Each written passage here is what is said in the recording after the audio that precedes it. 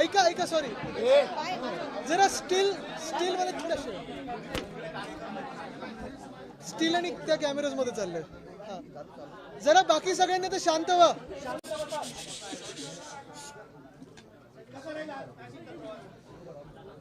आज नाशिकचा प्रवास तसं पाहायला गेलं तर आतापर्यंत गेले 3-4 वर्ष आम्ही पाहतोय नाशिकपर्यंत येईपर्यंत पाठडुखी व्हायची. जो काही रस्ता होता भिवंडी कल्याण तो जो सगळा तो पट्टा आहे तिथे आपण पाहिलं तर आज मी व्हिडिओ पण टाकलाय स्वतः काढलेला तो व्हिडिओ आहे. आपण खूप वेळा म्हणतो की आपण नाशिककडे इंडस्ट्री खेचणार मुंबई नाशिक जो काही रस्ता आपण करतोय त्याच्यामुळे इथे लॉजिस्टिक्स हब किंवा असं सगळं काही. पण मुळात आज पाहिलं तर परिस्थिती काही बदललेली नाही. गेल्या 4 वर्षांमध्ये कदाचित खड्डे वाढलेले आहेत आणि पुढे समृद्धीवर आल्यानंतर देखील पॅचवर्क तर समृद्धीवर पण सुरू झालेलं आहे. जो रस्ता आता 4 वर्षापूर्वी उद्घाटन झालं 3 वर्षापूर्वी उद्घाटन झालं. जे रस्ते आम्हाला वाटायचे नाशिकमध्ये चांगले आहेत जे डांबरी रस्ते होते 2 लेन असतील पण चांगले रस्ते होते तेही खराब झालेले आहेत. आज अंबड MIDC असेल किंवा इतर सगळे जे काही लिंक रोड वगैरे आम्ही आलो आज परिस्थिती हीच आहे.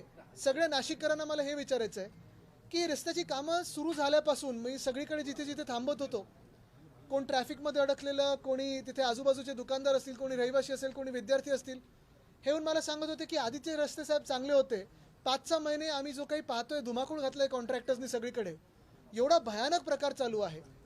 बरं काल माझी यादी रस्त्याची कुठे कुठे मी जाणार हे सांगितल्यानंतर फटाफट तिथे JCB दिसत आहेत कामं सुरू झालेली आहेत. पण कॉन्क्रीटचे रस्ते देखील बनवत असताना काही लेवल आपण पाहतो काही काही ठिकाणी एवढी उंचवलेली आहे की ते पाणी जाऊन आजूबाजूच्या घरांमध्ये किंवा इंडस्ट्रीमध्ये साचणारच आहे तुंबणारच आहे. तर ही अशी परिस्थिती आपण नाशिककरांसाठी पाहतोय ह्या भाजपाने करून ठेवलेली आहे. 17 तारखेला संजय राऊत साहेब स्वतः इथे मोर्चा काढणार आहेत. हजारो नाशिककरांना मी आवाहन करतोय की आपण या ह्याच्यात मोर्चात सामील व्हा.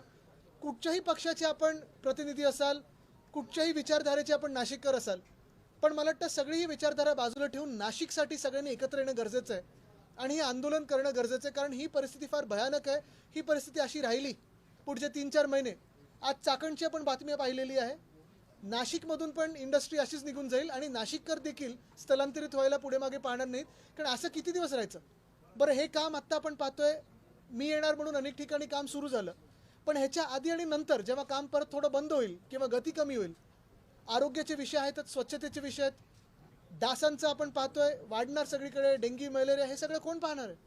महानगरपालिका सांगते प्राधिकरण बघते प्राधिकरण बोलते महानगरपालिका आहे. नेमकं चाललंय काय हा विषय नाशिककरांसमोर महापौर म्हणून तुम्ही येऊन सांगणार आहात का पुढे.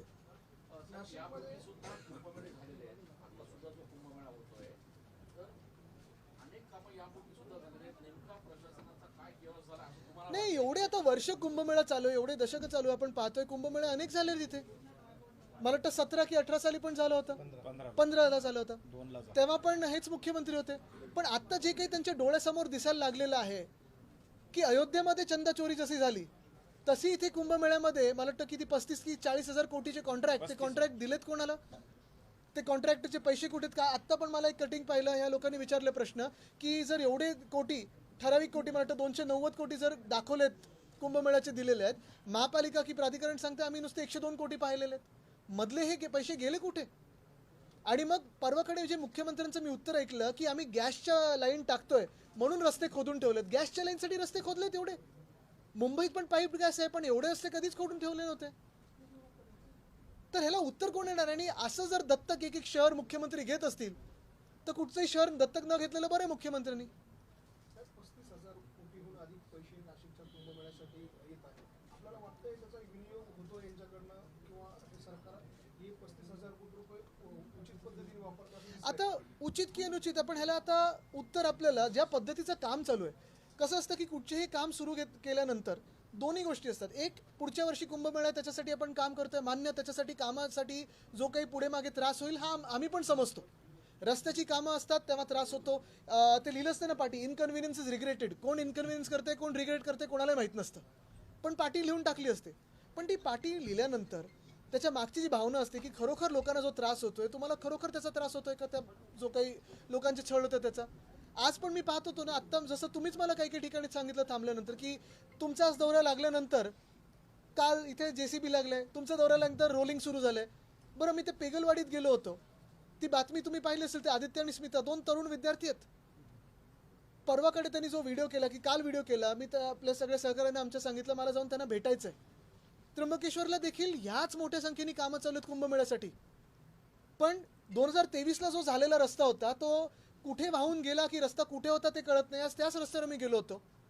मी चाललोय म्हणून रात्री काल 1:30 वाजता डागडुजी सुरू झाली आणि पावसात डागडुजी सुरू झाल्यानंतर सकाळी कलेक्टर गेले, सकाळी मला वाटतं खोसकर साहेब जे आमदार आहेत ते गेले, दुपारी मी पोहोचेपर्यंत रस्ता परत गायब.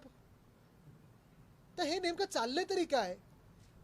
हा पैसा जनतेचा आहे आणि हा कसा वापरला जातोय? जो आपण आत्ता प्रश्न विचारला ना की उचित की चुकीचं, मला वाटतं उत्तर ह्याच्यातच आहे की जी कामं चालू आहेत ती प्रोसिजर काय आहे, कामाची पद्धत काय आहे आणि काम होताना काय नेमकं हलगर्जीपणा आपण पाहतोय कॉन्ट्रॅक्टरकडून, ह्याच्यातच मला वाटतं फार मोठं उत्तर मिळेल. काही साधू महंतांनी नाराजी व्यक्त केली. त्यांनी असं म्हटलं की कुंभमेळ्याची कामं ही चुकीच्या पद्धतीने सुरू आहे आणि प्रशासनामध्ये आणि सत्ताधाऱ्यांमध्ये ताळमेळच नाहीये. ताळमेळ नाहीये. आणि अशा साधू महंतांच्या बाबतीत बोलताना मंत्री महोदय असं म्हणतात की तुम्ही कुंभमेळा बघा, बाकी उपाययोजना आम्ही करू. नाही, भाजपचं आता परिस्थिती अशीच आहे. आपण पाहिलं असेल अयोध्येमध्ये पण चंदा चोरीवर प्रश्न विचारल्यानंतर लगेच तुम्हाला हिंदू विरोधी बोलतात. आता मग मला वाटतं योगीजींनी सांगितलं की ज्यांचं काही देणं घेणं नाही त्या दानपेटीशी, आम्ही शिवसेना म्हणून तिथे निधी दिलेला आहे, पक्ष निधी दिलेला आहे, आम्ही स्वतः परिवार म्हणून दिलेला आहे. आम्ही प्रश्न नाही विचारायचे. बरं, ज्यांच्या भाविकांचे तिथे भावना जोडलेली आहे त्यांनी प्रश्न नाही विचारायचे. तसंच आपण पाहिलं असेल केदारनाथवर स्वतः शंकराचार्यजींनी प्रश्न विचारला, त्यांना पण हे हिंदू विरोधी बोलायला पुढे मागे बघत नाहीत. आणि इथे साधू महंतांनी जेव्हा प्रश्न विचारला किंवा सूचना दिल्या, काही साधू महंतांकडून आपण आशीर्वाद घेतो, आपण पुढचा गायडन्स घेत असतो. भाजप बरोबर त्यांचा वापर हा निवडणुकीत करत असतं. त्यांचं काय आध्यात्मिक सेल वगैरे त्यांनी बनवलेलं आहे. पण जे साधू महंत किंवा साधू महाराज जे सांगतात की कुंभमेळ्यासाठी जे तुम्ही कामं करताय त्याची खरोखर एवढी गरज आहे का, त्या पैशाची एवढी गरज आहे का, त्याची ताळमेळ आहे का तुम्ही जे कामं करताय आणि गरजेची. आता तुम्हाला आठवत असेल तपोवनचा विषय, तपश्चर्याचं वन हे तिथे बदलून मुख्यमंत्र्यांना तिथे नाईस पहिलं काय ते साधुग्राम करायचं होतं. आणि त्यांचे जे मित्र आहेत बिल्डर इकडचे नाशिकचे मुख्यमंत्र्यांचे, ते ट्रेजर आहेत मला वाटतं भाजपचे, ते सांगतात की आता आहे ना आपण नंतर TDR देऊ शकू. सगळं काही ह्याच्यातून पैसे काढायचे कसे, दानपेटी असेल किंवा TDR असेल, पैसे काढायचे कसे ह्याच्यावरच फक्त भाजपचं लक्ष आहे. एकंदरीत नाशिकमध्ये ही जी की काही खड्ड्यांची परिस्थिती झाली, 6 जणांचा अत्यंत बळी गेला, तुमची मागणी काय आहे? नाही, मागणी हीच आहे. आपण पाहिलं असेल मी इथे येऊन प्रशासनाला भेटतच नाही, ना म्युन्सिपल कमिशनरना भेटतोय ना कुठच्या अधिकाऱ्यांना भेटतोय, कारण त्यांच्यावर बोट टाकून अर्थच नाहीये. हे सगळा जो निर्णय आहे राजकीय निर्णय आहे, भाजपाचा निर्णय आहे. आणि मागणी हीच आहे की व्हाईट पेपर तर आम्ही मागूच, पण चंदा चोरीपासून इथे कुंभमेळ्यापर्यंत जो घोटाळा झालेला आहे, लोक प्रश्न विचारतील. आज आमचा 17 तारखेला मोर्चा आहे, तो मोर्चाचा तर आवाज आपण पाहालच, ती ताकद पाहालच. पण मी अजून एक आपल्याला सांगतो आणि आपल्या माध्यमातून प्रत्येक नाशिककरांना विनंती करतोय की जेव्हा जेव्हा आपण सत्ताधारी आमदार असतील, सत्ताधारी नगरसेवक असतील यांना रस्त्यावर तुम्ही पाहाल, त्यांना थांबवून प्रश्न विचारा की माझे पैसे गेले कुठे. मी करदाता आहे, मी नाशिककर आहे, मी या नाशिकचा विकास चाहतो, मला पण चांगले रस्ते पाहिजेत. पण जे रस्ते तुम्ही करता आणि तुमचे जे कॉन्ट्रॅक्टर आहेत ते पैसे घालतात कुठे, कुठचे खड्डे. आता मी पाहिलं मध्ये पण एक बातमी आली होती, कितीतरी 1000 खड्डे बुजवले. खड्डे म्हणजे 15,000. मला वाटतं खड्डे जे ते बघतायत ते कॉन्ट्रॅक्टरच्या खिशातले खड्डे बघतात, बाकी कुठचे खड्डे बघत नाही. आदित्य साहेब, एकीकडे विरोधक या सगळ्या मुद्द्यावर आक्रमक आहेत.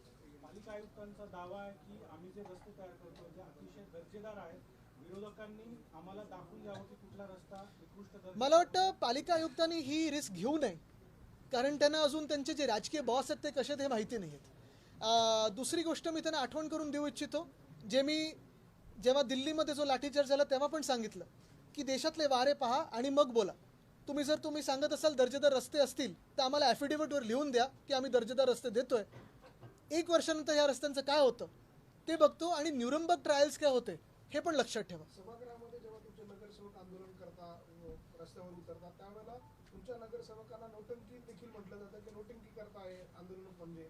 आता हेच तुम्ही पाहिलं असेल दिल्लीमध्ये देखील जे खासदार आहेत पप्पू यादवजी, त्यांनी पण आंदोलन केलं, भगवे कपडे घालून आंदोलन केलं अयोध्येसाठी. त्यांना पण हिंदू विरोधी बोलले. काल पप्पू यादवजींनी साधू महंतांचा मोर्चा प्रधानमंत्र्यांच्या घरी नेला. जिथे जिथे प्रश्न विचारतात ना तेव्हा भाजपला ती नौटंकी वाटते, कारण भाजपची ही प्रथाच आहे की प्रश्न कोणी विचारू नये. भ्रष्टाचार किती केला तर प्रश्न विचारायचा नाही. आता तुम्ही मला सांगा ना, अशी प्रेस कॉन्फरन्स भाजपच्या नेत्यांकडून अपेक्षित आहे का? साहेब, कुंभमेळ्याच्या नावाने बनावट कंत्राट निघालेले आहे आणि त्यामध्ये 2 आरोपींना पकडण्यात आलं. त्यात एक तन्मय महाजन म्हणून आहे, ते गिरीश महाजन यांच्या जवळचे नातेवाईक असल्याचं देखील बोललं जाते. अशा पद्धतीचे कंत्राटदारांची जवळपास 5 ते 20 कोटी रुपयांपर्यंतची फसवणूक जी आहे ते त्यांनी हे खूप छोटे मासे आहेत. जो मोठा मासा गिळायला निघालाय शहर, ती भाजप आहे. आणि तुम्हाला हेच उदाहरण देतो, मुंबईमध्ये देखील मुख्यमंत्री महोदय स्वतः आपल्या मित्रांना अशाच जमिनी गिफ्ट देतात. मुंबईमध्ये 16 एकर पब्लिक ओपन स्पेस ही भाजपच्या एका आमदाराला दिलेली आहे. आत्ता पण मी पेगलवाडीमध्ये होतो, मी अपील तीच केली मुख्यमंत्री महोदयांनी, आपल्या माध्यमातून पण करतो.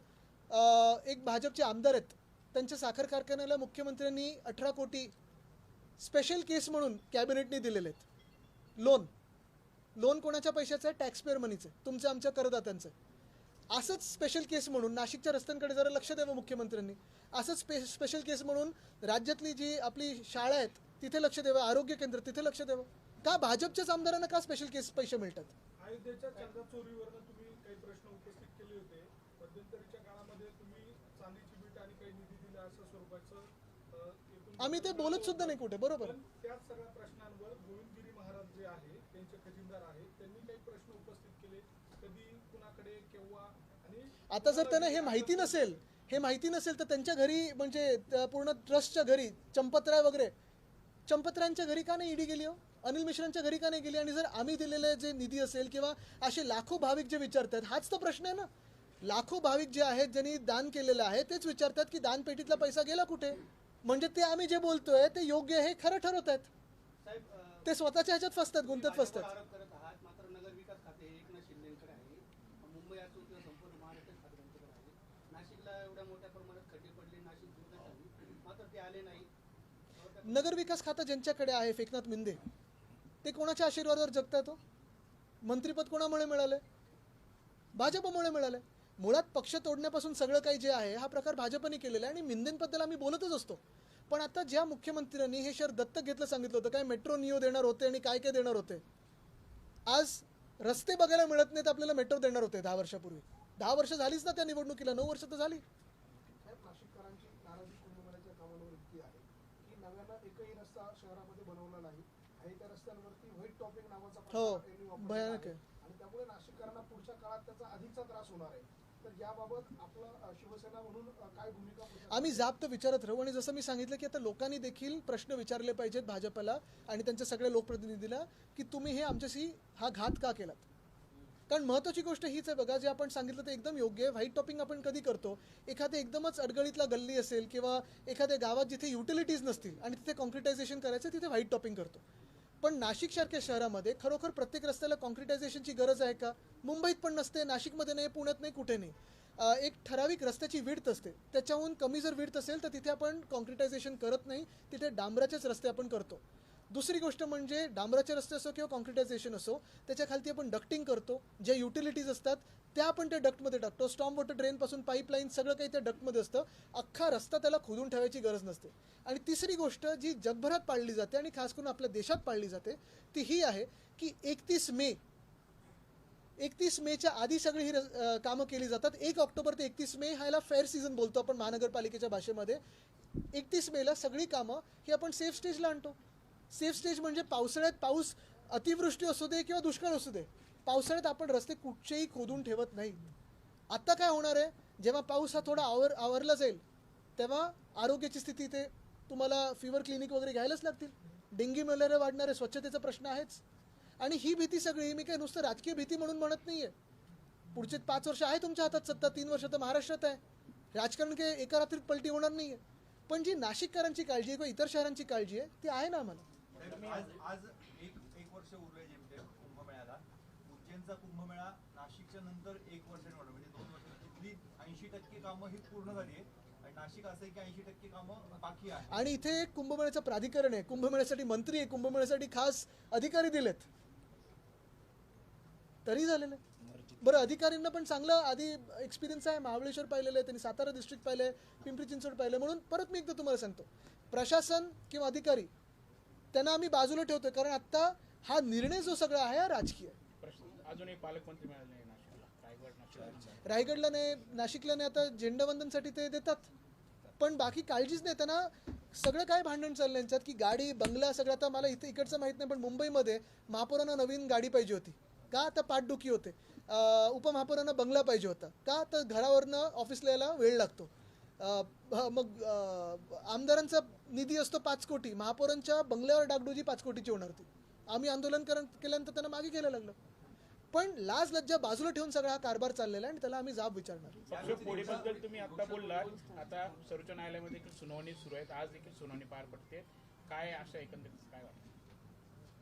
वृक्षतोडीवर खरं तर आता जरी स्टे असला मात्र या पक्षतोडी की वृक्षतोडी? त्याच्यावर सध्या जरी स्टे असला मात्र येत्या काळामध्ये ती झाडं तुटतील अशी शक्यता आहे. त्याच्यामुळे पर्यावरणावर काय परिणाम होऊ शकतो नाशिकमध्ये? बघा, एक महत्त्वाची गोष्ट ही आपल्याला पाहायलाच लागेल की नाशिकचं जे पर्यावरण आहे, आपल्याला आठवत असेल मी पर्यावरण मंत्री असताना आमच्याच एका व्यक्तीने एक झाड कापायचं ठरवलं होतं आणि पुढे अनेक झाडं कापायची ठरवली होती. तिथे मी स्वतः येऊन ती नोटीस फाडली होती. सगळी काही आपण रस्ते जे बनवतो किंवा रोड वाईडनिंग करतो किंवा कुठचंही विकासाचा प्रोजेक्ट म्हणतो, तर हा शाश्वत विकास झाला पाहिजे. पर्यावरण आणि शहर हे दोन्ही एकत्र वाढलं पाहिजे किंवा जपलं गेलं पाहिजे. जे आहे ते गमवून विकास होऊ शकत नाही. कुठचंही जागतिक शहर तुम्ही पहा, आत्ता तुम्ही लंडन जरी गुगल केलं, जे काही पर्यटक तिथे जायचे आत्ता थोडे विस्कळीत होत आहेत, कारण तिकडची सगळी जी काही लॉन्स आहेत, मोठे मोठे उद्यान आहेत, ती सुकलेली आहेत वातावरणीय बदलामुळे. आपण हाच विचार केला पाहिजे की पाऊस त्याच्यावर किती अवलंबून राहतो आपण पाण्यासाठी, झाडं त्याच्यामुळे टेम्परेचर किती कमी होतं. आणि मुख्य गोष्ट हीच आहे की विकास करत असताना शाश्वत विकास करा ना. काही ठिकाणी जिथे तुम्हाला तोडावीच लागतात तिथे ट्रान्सप्लांट करू शकता तुम्ही, पण तपोवनसारखी जागा आहे किंवा अनेक ठिकाणी नाशिकमध्ये जिथे आत्ता रहदारी तेवढी नाही आहे, पॅरेलल रस्ता तुमचा बनतोय, तेवढी रहदारी वाढणार नाही आहे, ती झाडं आणि ते पर्यावरण का कापून तुम्हाला काय मिळणार आहे? याबरोबरच सध्या महाराष्ट्रामध्ये SIR चा मुद्दा चांगलाच गाजतोय. कुठल्याही निवडणुका नाही आहेत, ना नगरपालिकेच्या आहेत, तरी एवढी घाई का होते? कारण जवळपास 18% लोकांचा आतापर्यंत प्रक्रिया ही पूर्ण झाल्याचं कळतं आहे. काय वाटतं आपल्याला? मला वाटतं एक निश्चितपणे मी एकच चांगली गोष्ट याच्यात आहे की अजून निवडणुकीला 2-2.5 वर्ष असताना SIR आपला आत्ता होतो. मी काल पण अपील केले व्हिडिओच्या माध्यमातून आणि आपल्या सर्वांना देखील अपील करीन, आपल्या माध्यमातून लोकांना अपील करीन. पहिली गोष्ट म्हणजे SIR हा 17 तारखेपर्यंतच आहे. 17पर्यंत त्याच्या आधी म्हणजे आता हा उद्या परवाचा जो शनिवार रविवार आहे, अजूनपर्यंत जर आपल्या घरोघरी BLO आणि BLA आले नसतील तर आपण सोशल मीडियावरनं व्यक्त व्हा आणि इलेक्शन कमिशनला एक्सपोज करा. दुसरी गोष्ट म्हणजे काही लोकांनी घर शिफ्ट केलं असेल किंवा तात्पुरतं दुसरीकडे गेले असतील, आपण ऑनलाईन जाऊन तुमचा फॉर्म हा भरणं गरजेचं आहे. आणि तिसरी गोष्ट म्हणजे ही यंत्रणा पूर्ण करणं गरजेचं आहे. कोणालाही तुम्ही मतदान करत असाल पण SIR मध्ये तुमचं नाव येणं गरजेचं आहे. एन्युमरेटर जर तुमच्या घरी आले नसतील तर व्यक्त व्हा. अनेक मतदारांची नावच सापडत नाही साहेब. म्हणजे पश्चिम बंगालचं आपण बघितलं तसं महाराष्ट्रामध्ये होण्याची भीती खुद्द राज ठाकरेंनी पण नक्कीच आहे आणि म्हणून आम्ही पूर्ण यंत्रणा ती लावलेली आहे. आता ह्या 17 तारखेनंतर डिलीटेडची पण जेव्हा यादी आपल्याला आठवत असेल, मध्यंतरी मी येऊन गेलो एकदा फक्त आमची BLA नेमणुकांसाठी, बाकी कुठचाही विषय नव्हता. कारण मतदानाचा अधिकार हा सगळ्यात महत्त्वाचा आहे आणि कोणी याच्यातून वगळता कामं नाही, म्हणून आम्ही त्याच्यासाठी लढतोय. मी परत एकदा पहिला टप्पा म्हणून आपल्या सर्वांना अपील करत आहे, जर तुमच्या घरी एन्युमरेटर्स आले नसतील आणि तुम्ही त्या फॉर्मवर सही केली नसेल तर पहिली गोष्ट म्हणजे सोशल मीडियाच्या माध्यमातून व्यक्त व्हा, राजकीय लोकांना आणि इलेक्शन कमिशनला प्रश्न विचारा. आणि दुसरी गोष्ट म्हणजे ऑनलाईन लिंकमधून पहिलं तुमचं BLOच्या माध्यमातून जे काय ते करून घ्या. जे लोक सोशल मीडियाच्या माध्यमातून भाजपवर व्यक्त झाले त्यांचे नाव SIR मधनं उडू लागलेले आहेत. प्रकाश राज यांचं सुद्धा नाव SIR मधनं उडलेलं आहे. त्यांनी सोशल मीडियावर त्याची खंत व्यक्त केली, मात्र त्याच प्रकाश राज यांनी निवडणूक सुद्धा लढवली होती. नक्कीच ना. आणि कितीतरी लोक असे आहेत, आपल्याला आठवत असेल बंगाल आणि बिहारमध्ये देखील लाखो लोकांना वंचित ठेवलं होतं. आणि ह्याच्यासाठीच आम्ही जी आता प्रक्रिया आणि जो काही इथे जोर लावलेला आहे, ह्याच्यानंतर पुढचा टप्पा येईल जी डिलीटेड मतदार किंवा नॉट फाउंड मतदार असेल त्याच्यासाठी पण सर्वच राजकीय पक्षांनी, खास करून विरोधी पक्षांनी अलर्ट राहणं गरजेचं आहे.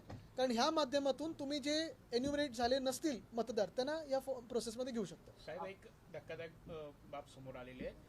राज्यामध्ये आदिवासी आश्रमशाळांमध्ये गेल्या 2 वर्षात 450 विद्यार्थ्यांचा मृत्यू झाला आहे. सर्पदंश, गळफास, अपघात अशी वेगळी कारणं त्यामागे आहेत. खास करून गडचिरोली या जिल्ह्यातून आपण पाहिलं असेल, परवाची बातमी होती. गेले दोन्ही म्हणजे एक घटनाबाह्य मुख्यमंत्री आणि आत्ताचे मुख्यमंत्री हे त्या जिल्ह्याचे सातत्याने पालकमंत्री व्हायला उत्सुक असतात. पालकमंत्री तुम्ही ज्या जिल्ह्याचे आहेत तिथे सर्पदोषांनी आपण पाहतोय लहान मुलं मुली बिचारे मृत्यू पावतात. पण पुढे काय? तिथे तुम्ही मोठ्या माईन्स उघडताय, तिथे तुम्ही टायगर कॉरिडॉर्स बंद करताय, तिथे तुम्ही जी जंगलात ती छाटून टाकताय, जिथे नाही तिथे सगळं काही तुमची यंत्रणा घुसवत आहे. पण एवढं बेसिक गोष्टी नाही होऊ शकत. तर म्हणून मी आता परत एकदा आपल्या सर्वांच्याच माध्यमातून जी जनता जागृत झाली, आज खास करून मी कौतुक त्या लहान मुलीचं स्मिता आहे ती आणि लहान मुलगा तो आदित्य वर्गातले जे आहेत त्या पेगलवाडीतले, त्यांचं कौतुक करायला आलो. परवा कर्जतमधले जी मुलं मुली होते, विद्यार्थी होते, त्यांचं कौतुक केलं. आणि आज मी परत आपल्या सर्वांना आपल्या मीडियाच्या माध्यमातून हीच विनंती करीन की नाशिकमध्ये जी काही एकंदर आपण पाहतोय जो काही गोंधळ उडालेला आहे सिव्हिक सर्व्हिसेसचा, पाण्याचा प्रश्न बिकट आहेच. अनेक ठिकाणी रस्ते जिथे खोदलेले आहेत तिथे लाईट काढलेले आहेत, स्ट्रीट पोल्स काढलेले आहेत आणि रस्त्याचे जे खड्डे आहेत.